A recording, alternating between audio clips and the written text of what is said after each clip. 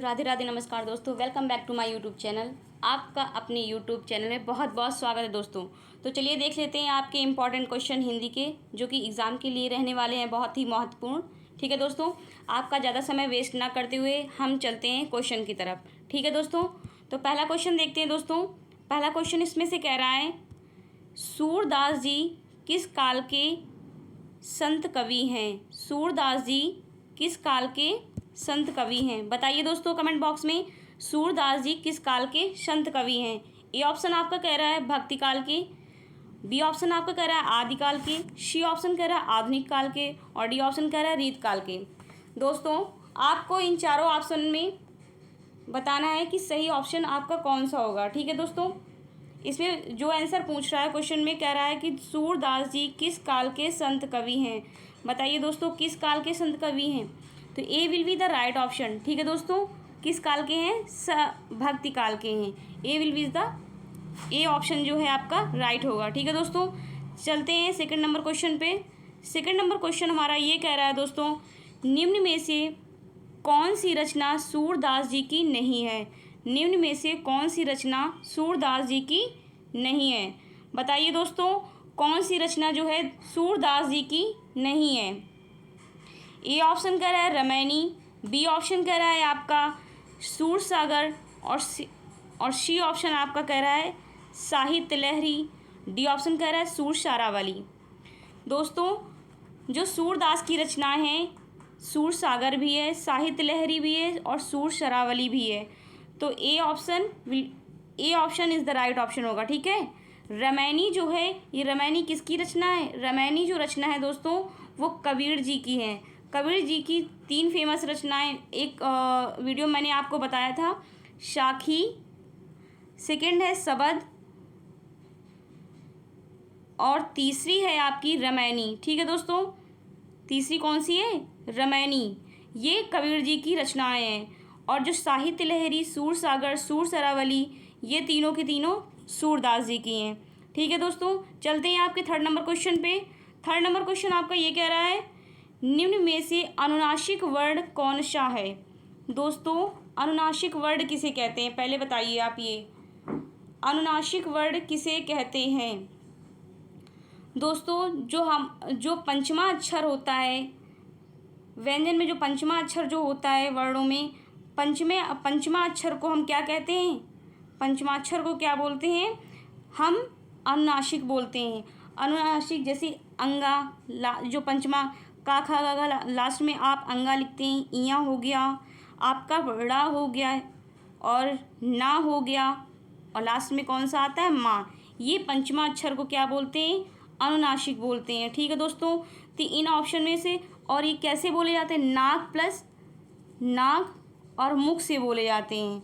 ठीक है दोस्तों, नाक और मुख से ये वर्ड बोले जाते हैं। तो इसमें सही ऑप्शन कौन सा होगा? ए ऑप्शन कह रहा है पा, बी ऑप्शन कह रहा है बा, और सी ऑप्शन आपका कह रहा है माँ, डी ऑप्शन कह रहा है था। दोस्तों नाक और मुख से निकलने वाले जो शब्द होते हैं उन्हें अनुनासिक वर्ड कहते हैं। तो इसमें सही ऑप्शन होगा C will be the right option. ठीक है दोस्तों, चलते हैं आपके फोर्थ नंबर क्वेश्चन पे। फोर्थ नंबर क्वेश्चन कह रहा है, शुद्ध वाक्य का चयन करें। दोस्तों बताइए इसमें सही वाक्य कौन सा लिखा हुआ है? ए ऑप्शन आप अच्छे से पढ़िएगा, घर पर सब ठीक ठाक होंगे। दोस्तों घर पर सब ठीक ठाक होंगे, ए ऑप्शन आपका ये कह रहा है। बी ऑप्शन कह रहा है घर में सब ठीक ठाक होंगे, और सी ऑप्शन कह रहा है घर को सब ठीक ठाक होगी। ये तो बिल्कुल ही गलत है दोस्तों। देखिए यहीं से आप लोग डिनोट करिए, और डी ऑप्शन कह रहा है घर को सब ठीक ठाक होंगे। बहुत ही अजीब वर्ड लग रहा है ना, इसे भी आप कट करिए। अब आप ए और बी में देखिए दोस्तों, घर पर सब ठीक ठाक होंगे, घर पर नहीं होता है, किसी के ऊपर की बात नहीं कही जा रही है यहाँ पर। तो घर के अंदर लोग होते हैं ना, तो उसमें घर में का अर्थ होता है अंदर। घर के अंदर लोग रहते हैं ना, घर के ऊपर तो नहीं रहते ना। घर के ऊपर भी रहते हैं, ऐसी बात नहीं, छत में लोग जाते हैं। बट यहाँ पे जो सही सेंटेंस है, सही वाक्य जो आपका है, वो घर में सब ठीक ठाक होंगे। ठीक है दोस्तों, तो में का अर्थ होता है अंदर। ठीक है, यहाँ पे अंदर से लिया गया है। तो बी जो है ऑप्शन आपका सही होगा। B option is the right option. ठीक है दोस्तों, चलते हैं फिफ्थ नंबर क्वेश्चन पे। फिफ्थ नंबर क्वेश्चन आपका ये कह रहा है हिंदी साहित्य का, देखिए दोस्तों, हिंदी साहित्य का आधुनिक काल सामान्यतः कब से माना जाता है। बताइए दोस्तों, हिंदी साहित्य का हिंदी साहित्य का आधुनिक काल सामान्यतः कब से माना जाता है। ए ऑप्शन कह रहा है 1850 ईस्वी से, बी ऑप्शन कह रहा है 1700 ईस्वी से, सी ऑप्शन कह रहा है 1750 ईस्वी से, और डी ऑप्शन आपका कह रहा है 1900 ईस्वी से। इसमें सही ऑप्शन कौन सा होगा दोस्तों। देखिए, जो ये आधुनिक काल पूछ रहा है ना दोस्तों, और इसमें से आप बताइए, ये जो आधुनिक काल जो हमारा है दोस्तों 1850 से होता है। ठीक है दोस्तों, 1850 ईस्वी से है। ठीक है, आधुनिक काल A is the right option होगा। ठीक है दोस्तों, अब इसी में से पहला कौन सा हो गया हमारा, जो ये आधुनिक काल है, इसी को हम भारतेंदु काल के नाम से भी जानते हैं। तो भारतेंदु काल जो हमारा है वो कहाँ से कब तक है। भारतेंदु काल जो दोस्तों हैं वो 1850 से 1900 ईस्वी तक है। कब तक है, 1900। ठीक है, ये 1900 आएगा। दूसरा हमारा आएगा दोस्तों द्विवेदी युग। कौन सा आएगा, द्विवेदी युग। और ये कब से कब तक है दोस्तों, ये 1900 से लेकर के 1918 तक होता है। ठीक है दोस्तों, इसकी समय सीमा क्या है, 1900 से लेकर के 1918। और तीसरा आपका जो है वो आता है छायावाद युग। कौन सा आता है, छायावाद युग। ठीक है दोस्तों, ये कब से कब तक है, इसका है समय सीमा जो है, इसकी जो समय सीमा है दोस्तों 1918 से लेकर के 1936 तक है।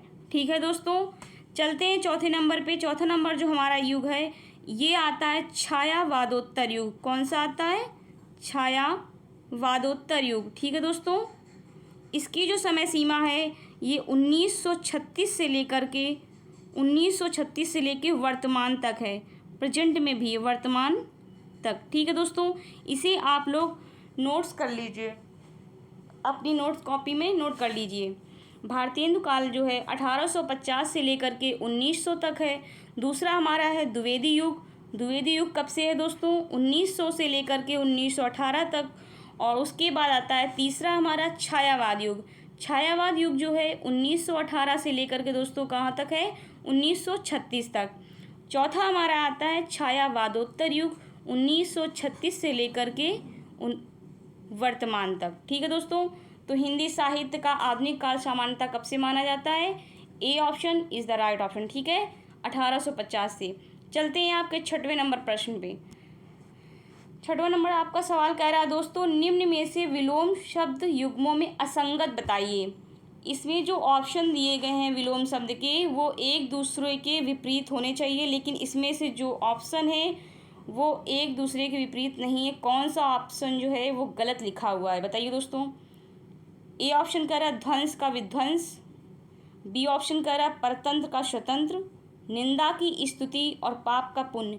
पाप का पुण्य इज़ द राइट, निंदा की स्तुति ये भी सही दोस्तों, परतंत्र का स्वतंत्र बिल्कुल सही है, और ध्वंस का विध्वंस नहीं होता है दोस्तों। इसका क्या होता है, ध्वंस का क्या होता है, विलोम निर्माण होता है। क्या होता है, निर्माण। तो A option is the right option होगा। ठीक है, A will be the right option. ठीक है दोस्तों, ये असंगत पूछ रहा था ना, तो ध्वंस का विध्वंस नहीं होगा, निर्माण होगा। ठीक है दोस्तों, इसमें ए ऑप्शन सही होगा। आप लोग कमेंट बॉक्स में हमें इनका विलोम बताइए। वृष्टि का विलोम क्या होगा, वृष्टि का विलोम बताइए दोस्तों। प्रश्न और ये प्रवर का विलोम बताइए, प्रवर का क्या होगा, अवनति का क्या होगा, अवनति का बताइए, और प्रवर का बताइए, वृष्टि का बताइए। तीसरा और बताइए दोस्तों, तीसरा हमारा है पतन, सॉरी चौथा होगा पतन। पतन का क्या होगा बताइए कमेंट बॉक्स में इसका आंसर। आपको वृष्टि का बताना है दोस्तों। वृष्टि का क्या होता है, अनावृष्टि होता है। क्या होता है, अनावृष्टि। ठीक है दोस्तों, वृष्टि का हमारा विलोम हो जाएगा अनावृष्टि। और प्रवर का क्या हो जाएगा, प्रवर का हो जाएगा अवर। ठीक है दोस्तों। अवनति का क्या हो जाएगा? अच्छा, अवनति का हो जाएगा उन्नति। क्या हो जाएगा? उन्नति। और चौथा हमने पूछा है आपसे पतन। पतन का क्या हो जाता है? उत्थान। ठीक है दोस्तों, पतन का क्या होगा? उत्थान। चलते हैं, आपका प्रश्न नंबर है 7वां। ठीक है दोस्तों। एवं का तद्भव रूप क्या होगा? बताइए दोस्तों, एवं का तद्भव रूप क्या होगा? ए ऑप्शन कह रहा है और, बी ऑप्शन कह रहा है तथा, सी ऑप्शन कह रहा है यूं, और डी ऑप्शन कह रहा है इनमें से कोई भी नहीं। दोस्तों, एवं का जो तद्भव रूप है, इसमें सही ऑप्शन जो आपका है C will be the right option. ठीक है, यूं होगा। ठीक है दोस्तों। चलते हैं आपके 8वें नंबर सवाल पे। ये कह रहा है कौन सा शब्द जो है तत्सम नहीं है? संस्कृत का शब्द। दोस्तों, तत्सम शब्द हमने आपको उस दिन भी बताया था कि तत्सम शब्द जो हमारे होते हैं वो संस्कृत के रूप होते हैं। कौन से रूप होते हैं? संस्कृत के शब्दों को हम क्या कहते हैं? तत्सम शब्द कहते हैं दोस्तों। ठीक है, तो तत्सम शब्द हमारा इसमें से कौन सा नहीं है? ए ऑप्शन कह रहा है पार्श नहीं है, बी ऑप्शन कह रहा है पाषाण, और सी ऑप्शन कह रहा है पाहुन, पाहुना, और डी ऑप्शन कह रहा है पिटक। दोस्तों, पार्श भी हमारा तत्सम है, पाषाण भी तत्सम है, पिटक भी तत्सम है। C will be the right option. ठीक है दोस्तों। पाहुना जो है ये तद्भव वर्ड है, तत्सम नहीं है। ठीक है दोस्तों। चलते हैं 9 नंबर आपके सवाल पे। 9वां नंबर सवाल हमारा ये कह रहा है मैंने, रिक्त स्थान है उसके बाद दोस्तों, मैं सोचा कि भला ऐसा क्यों होता, उचित शब्द से रिक्त स्थान पूर्ण कीजिए। दोस्तों, ये मैंने डैश जो रिक्त स्थान है, इसमें सही शब्द क्या भरा जाएगा? आप लोग कमेंट बॉक्स में इसका आंसर बताइए। मैंने क्या मैंने मन में सोचा, मैंने आत्मा में सोचा, या फिर मैंने चित्त में सोचा, या फिर मैंने, दोस्तों डी ऑप्शन कह रहा है हृदय में सोचा। बताइए दोस्तों, आप लोग जब गेस करते हैं तो हर चीज़ों को जब नॉमिनेट करते हैं तो किस में सोचते हैं आप? मन में, आत्मा में, चित्त में, या हृदय में? दोस्तों, मैंने मन में सोचा कि भला ऐसा क्यों होता, तो A will be the right option. ठीक है दोस्तों, मैंने मन में सोचा कि भला ऐसा क्यों होता, सही ऑप्शन क्या होगा? ए। ठीक है, मन में सोचा।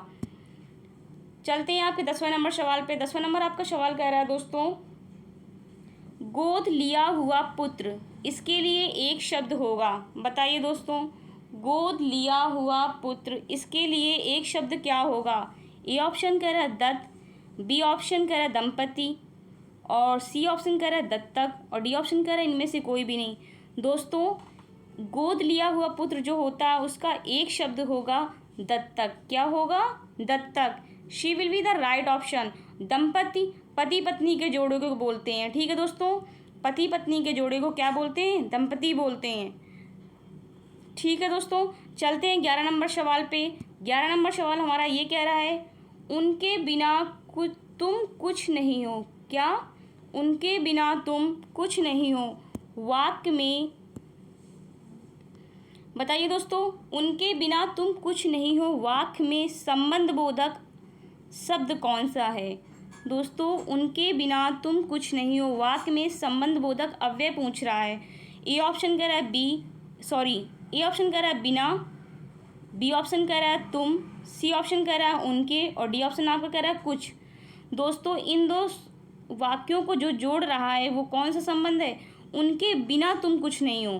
तो यहाँ पे दो लोगों की बात हो रही है, एक तुम की और उनके जो एक और पर्सन की बात हो रही है, और इन दोनों को कौन ऐड कर रहा है, कौन जोड़ रहा है? बिना।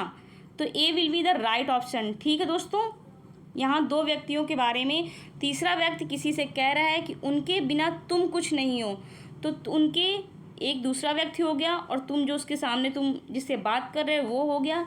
तो बिना वर्ड जो है ये संबंध वाक्य है, संबंध बोधक शब्द है। ठीक है दोस्तों, A will be the right option. ठीक है, चलते हैं आपके 12 नंबर सवाल पे। 12 नंबर सवाल हमारा ये कह रहा है दोस्तों, किस शब्द की वर्तनी शुद्ध है? ये तो आपको खुद बताना पड़ेगा दोस्तों, इसकी वर्तनी आपको शुद्ध बताना है कि सही शब्द कौन सा है। ये क्या लिखा है दोस्तों? ए ऑप्शन में लिखा है पृष्ठ, और पृष्ठ कहीं होता है, गलत है। पृष्ठ नहीं होता है दोस्तों, पृष्ठ होता है। क्या होता है? पृष्ठ। यहाँ पे ठा बनेगा। ठीक है दोस्तों, और बी ऑप्शन में क्या था, प्रदर्शिनी। दोस्तों प्रदर्शिनी नहीं होता है, प्रदर्शनी होता है। क्या होता है, प्रदर्शनी, दर्शनी। ठीक है, सा सिटकारी में छोटी ई की मात्रा नहीं लगेगी दोस्तों। इसमें दिया है ना प्रदर्शिनी, प्रदर्शनी नहीं होता है दोस्तों, ये होता है प्रदर्शनी। ठीक है, चलते हैं सी नंबर ऑप्शन पे। सी ऑप्शन आपका कह रहा है पर्याप्त। पर्याप्त इज़ द रॉन्ग वर्ड। ठीक है दोस्तों, पर्याप्त नहीं होता है। क्या होता है सही ऑप्शन, पर्याप्त होता है। पर्याप्त किस में मात्रा लगेगी दोस्तों, या में लगेगी। ठीक है, तो आपका सही ऑप्शन जो होगा दोस्तों, D will be the right option, Braj भाषा। ब्रजा लिखा है इसमें दोस्तों, बट ये भी गलत है। यहाँ पर सही ऑप्शन जैसे किया जाए तो ब्रज हो जाएगा। क्या हो जाएगा, ब्रज भाषा। ठीक है दोस्तों, ब्रज भाषा, डी ऑप्शन जो आपका होगा वो सही होगा। चलते हैं 13 नंबर सवाल पे आपके। 13 नंबर सवाल आपका ये कह रहा है दोस्तों, निम्न में से कौन सा भाववाच्य है। भाववाच्य शब्द आपको बताना है दोस्तों।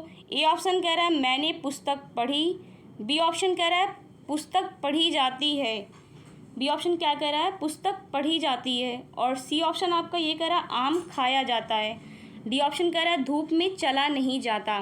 देखो दोस्तों, मैंने पुस्तक पढ़ी, ये कौन सा वाक्य हो गया, एक तरह से कृतवाच्य हो गया। किसी के मतलब मैंने पुस्तक पढ़ी ना, तो यहाँ पे कर्मवाच्य नहीं कृतवाच्य होगा। ठीक है, कृतवाच्य होगा। कौन सा वाच्य होगा, कृतवाच्य होगा दोस्तों। ठीक है, कृतवाच्य होगा। पुस्तक पढ़ी जाती है, यहाँ पे कौन सा वाच्य होगा, यहाँ पे कर्मवाच्य होगा। ठीक है दोस्तों, पुस्तक पढ़ी जाती है मतलब किसी के द्वारा पढ़ी जाती है तो कर्मवाच्य होगा। आम खाया जाता है दोस्तों, यहाँ पे भी क्या होगा, आम खाया जाता है, यहाँ पे भी कर्मवाच्य होगा दोस्तों। धूप में चला नहीं जाता, D will be the right option, ये क्या होगा, भाववाच्य होगा।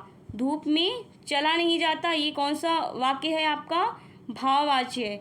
चलते हैं आपके 14 नंबर सवाल पे। ये कह रहा है लेन देन, विरह मिलन, आदान प्रदान आदि शब्दों के बीच किस विराम, देखिए दोस्तों, लेन देन, विरह मिलन, आदान प्रदान आदि शब्दों के बीच किस विराम चिन्ह का प्रयोग किया जाएगा। बताइए दोस्तों, अगर आपके सामने ये दो वर्ड, मान लीजिए लेन देन हो गया, लेन देन, आदान प्रदान हो गया, विरह मिलन हो गया, इसमें हमने चिन्ह लगा रखा है। वैसे आपको सिर्फ चिन्ह का नाम बताना है कि ये कौन सा चिन्ह है। बताइए दोस्तों, इस विराम चिन्ह का नाम पूछ रहा है इसमें। ठीक है, लेन देन, विरह मिलन, आदान प्रदान आदि शब्दों के बीच जो विराम चिन्ह का प्रयोग किया गया है, उस विराम चिन्ह कौन सा है दोस्तों। इसमें सही ऑप्शन जो होगा B will be the, B option जो है राइट ऑप्शन होगा। ठीक है दोस्तों, इसमें किस चिन्ह का प्रयोग किया गया है, योजक चिन्ह का प्रयोग किया गया है। इसे क्या कहेंगे हम, योजक चिन्ह कहेंगे। ठीक है दोस्तों, और ये जो ए ऑप्शन में है ये कौन सा है, इसे हम अल्प विराम कहेंगे। कौन सा विराम कहेंगे, अल्प विराम। ठीक है दोस्तों, ये अल्प विराम है। सी ऑप्शन कौन सा है, सी ऑप्शन दोस्तों है, इसे उपविराम कहेंगे। क्या कहेंगे, उपविराम। ठीक है, सी ऑप्शन उपविराम होगा, और डी ऑप्शन जो आपका है ये अर्धविराम है। ठीक है दोस्तों, अर्धविराम, इसे हम अर्धविराम कहेंगे। ठीक है दोस्तों, चारों चिन्ह को हमने एक्सप्लेन कर दिया है।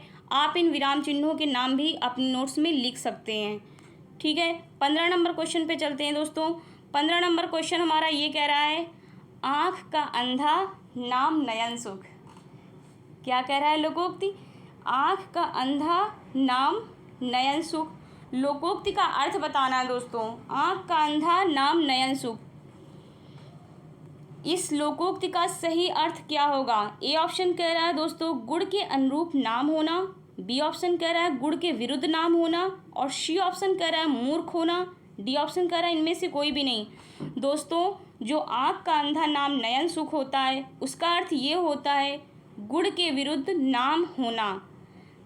क्या इसका सही अर्थ होगा, गुण के विरुद्ध नाम होना।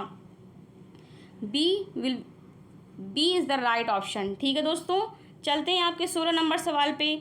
16 नंबर सवाल आपका ये कह रहा है दोस्तों, जिन स्वरों के उच्चारण में हवा नाक से भी निकलती है। देखिए दोस्तों, इसमें कह रहा है जिन स्वरों के उच्चारण में हवा जो है नाक से भी निकलती है उन्हें क्या कहते हैं।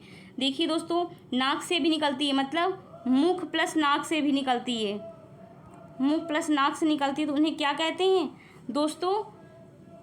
ए ऑप्शन कह रहा है निरनुनासिक, बी ऑप्शन कह रहा है अनुनासिक स्वर और सी ऑप्शन कह रहा है मौखिक स्वर, डी ऑप्शन कह रहा है इनमें से कोई भी नहीं।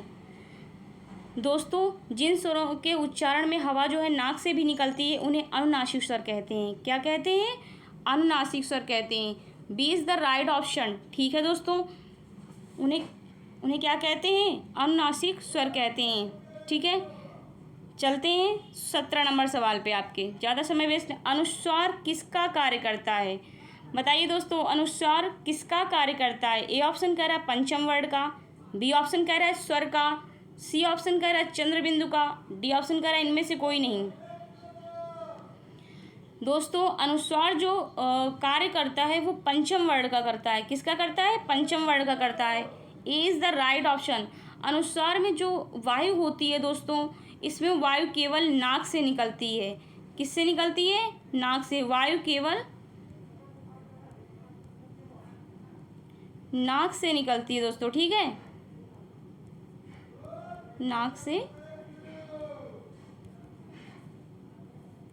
निकलती है। ठीक है, अनुस्वार में और जो आपका आगे जो बताया था हमने अनुनासिक, उसमें नाक प्लस मुंह से जो वायु निकलती है उसे अनुनासिक कहते हैं, और अनुस्वार जो होता है इसमें वायु केवल नाक से निकलती है। ठीक है, इसमें अनुस्वार किसका कार्य करता है? पंचम वर्ण का करता है। चलते हैं दोस्तों 18 नंबर सवाल पे। आपके 18 नंबर सवाल आपका कह रहा है अनुरूप में कौन सा समास है? बताइए, अनुरूप में कौन सा समास है? ए ऑप्शन कह रहा है अव्ययी भाव, बी ऑप्शन कह रहा है तत्पुरुष, सी ऑप्शन कह रहा है कर्मधारय, डी ऑप्शन कह रहा है इनमें से कोई भी नहीं। दोस्तों, अनुरूप में अव्ययी भाव समास है। A is the right option. ठीक है दोस्तों, अनुरूप हो गया, यथाशक्ति हो गया, अब हाथों हाथ हो गया, ये जो बताया था आपको, ये सब के सब क्या होते हैं? अव्ययी भाव होते हैं। ठीक है, यथाशक्ति हो गया, हाथों हाथ, ये सब क्या होते हैं? अव्ययी भाव समास होते हैं। तो अनुरूप में कौन सा समास है? अव्ययी भाव है। A is the right option. चलते हैं 19 नंबर सवाल पे। आपके बहुत ही सिंपल है ये तो दोस्तों, आपके लिए हलवा ही होगा। हिंदी में मैं का बहुवचन बताना है दोस्तों। बताइए, मैं का बहुवचन क्या होगा? ए ऑप्शन कह रहा है हम, बी ऑप्शन कह रहा है हम दोनों, और सी ऑप्शन कह रहा है हम सब, डी ऑप्शन कह रहा है हम लोग। दोस्तों, मैं का जो बहुवचन है वो क्या होता है? हम होता है। ठीक है, A is the right option. ठीक है, चलते हैं आपके वीडियो के लास्ट क्वेश्चन में। 20वां नंबर सवाल है दोस्तों, ये वीडियो का लास्ट ही सवाल है। इसका आंसर आप लोगों को कमेंट बॉक्स में ज़रूर से ज़रूर बताना है, और इस वीडियो को ज़्यादा से ज़्यादा लाइक करें, शेयर करें, सब्सक्राइब करें। ठीक है दोस्तों, चलिए तो ज़्यादा टाइम वेस्ट ना करते हुए आप अपने इस क्वेश्चन का आंसर जरूर बताइए। निम्न में से कौन सी रचना जो है दोस्तों तुलसीदास की नहीं है?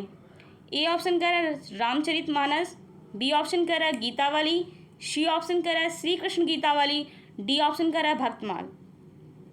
दोस्तों, तुलसीदास की जो रचना है वो रामचरितमानस भी है, गीतावली भी है, और श्री कृष्ण गीतावली भी है। ये जो भक्तमाल है, ये जो रचना है, डी ऑप्शन, ये नाभादास की है। किसकी है? नाभादास की है रचना। ठीक है दोस्तों, अब आप लोग एक क्वेश्चन हम आप लोगों के होमवर्क के लिए पूछ रहे हैं। आप लोग इसका आंसर कमेंट बॉक्स में बताइए कि उर्वशी किसकी रचना है? उर्वशी जो है वो किसकी रचना है? बताइए दोस्तों, उर्वशी किसकी रचना है? कमेंट बॉक्स में इसका आंसर जरूर बताइएगा आप लोग। ठीक है, तो thanks for watching my video and Radhe Radhe and नमस्कार दोस्तों। All the best and take care.